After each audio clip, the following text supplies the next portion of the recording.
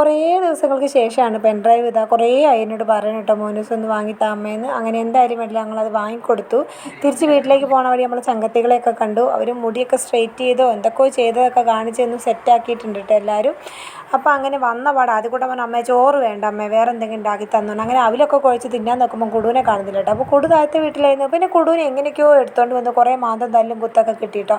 എടുത്തുകൊണ്ട് വരുന്ന വഴി അമ്മേൻ്റെ വക പുഴുക്ക് കിട്ടിയിട്ടുണ്ടായിരുന്നു. പിന്നെ ഞങ്ങളെല്ലാവരും കൂടി അതങ്ങോട്ട് കഴിച്ചു. അത്ര നേരം ഇരുന്ന് വർത്താനം പറഞ്ഞതും പിന്നെ നമ്മളൊന്ന് ലൈവ് ഇട്ടിട്ടുണ്ടായിരുന്നു. കുറച്ച് കൂട്ടുകാരോട് കുറച്ച് നേരം വർത്താനം പറഞ്ഞതേ അറിയുള്ളൂ കേട്ടോ.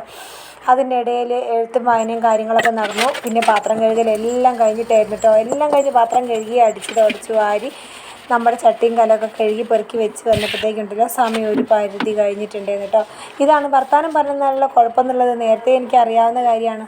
പക്ഷേ വർത്താനം പറയാൻ തുടങ്ങിയ പിന്നെ ഞാൻ നിർത്തൂല. അപ്പോൾ അങ്ങനെ അതെല്ലാം കഴിഞ്ഞ് കാലിൽ ലേശം എണ്ണയൊക്കെ തേച്ച് ഒഴിഞ്ഞിട്ട് ഇനി ഒന്ന് ഉറങ്ങണം.